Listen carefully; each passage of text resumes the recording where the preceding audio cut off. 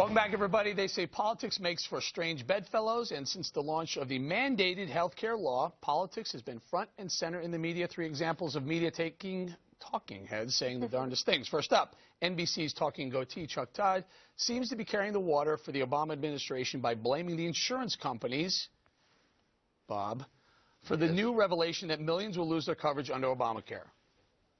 They put themselves in the hands of the insurance companies. They were making promises that they were hoping the insurance companies were going to keep.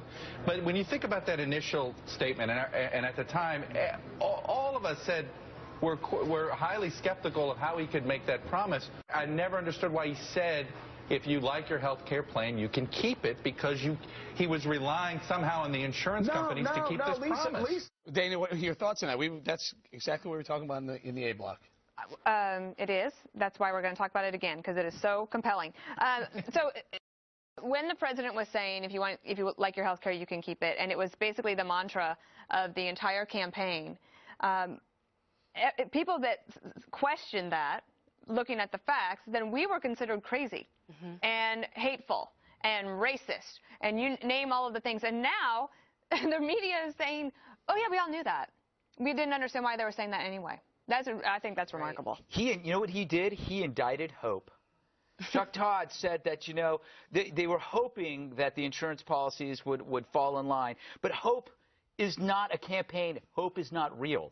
That's the problem. You hope that Iran will cooperate. That's a stupid strategy. Hope is pointless. It's good to see Chuck Todd realizing that. Was there any basis for, as Chuck points out, where they were hoping the insurance companies would stay on board? Was there any basis for that? Did they even think about, hey, by the way, if it's not profitable to keep this insurance policy, but we do it because we're an insurance company, and I have the opportunity to cancel that one and sell it? You know why wouldn't they think of this? Why didn't they think of that before now? Because nobody in the administration has ever run a business. Right. They go from the faculty lounge to the public sector. No one has ever had to manage anything. They don't understand making a profit. Clearly, just look at our national debt. So the insurance companies are looking at this right now. Many of these insurance companies didn't even want to participate in Obamacare. They're getting an influx of sick people into the system. It's going to cost them so much money, and they have till, I guess, Thursday, Eric, to decide if they don't want to be part of it. Also, if CMS breaches a lot of these contracts with the insurance companies and doesn't cure the breaches, I predict a lot more insurance companies are going to say, we're out of here, and that's how they make the case for single payer. Could the insurance companies have issued these policies if they wanted to? What are you talking? Which policy? Could they issue the ones that presumably they're sending letters saying we're taking you off insurance? The policies that were there, if the insurance companies wanted to, they could have kept those insurance policies. Bob, they have to include the certain things. I know, I but they're getting, the onus is put on for all the policies, all the other ones. The lady in Florida that you're talking about, she didn't have 15 different things in her policy. That's why she was paying $50 a month. Now they're required to give her 15 different things, and it costs them to insure that $500 a month.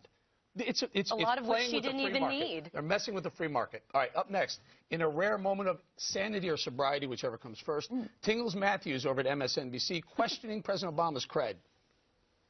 I think it's a real challenge if people with regular policies out there that covered normal medical expenses are now told, wait a minute, that policy doesn't count. I think that will be a real problem for the president in terms of his credibility, if those accounts are in that list. What do you think, Greg? Well, Chris Matthews saying you have a credibility issue is like Mike Tyson saying you have a tattoo on your face problem. So, I don't know. Matthews, thoughts? I think at some point these reporters are interested in covering their own butts, and you cannot defend the indefensible. So even Chris Matthews is saying, whose credibility is more important, mine or Barry's? I'll do mine instead. Go ahead, Robert.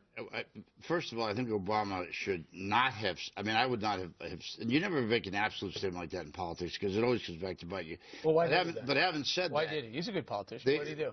Well, it was a campaign.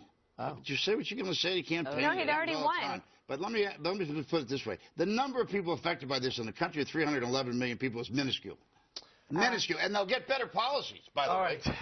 Dana, you want to weigh in on Matthews? I just think that what Bob just said proves what we were talking about earlier, that this administration and their surrogates do not care about the individual.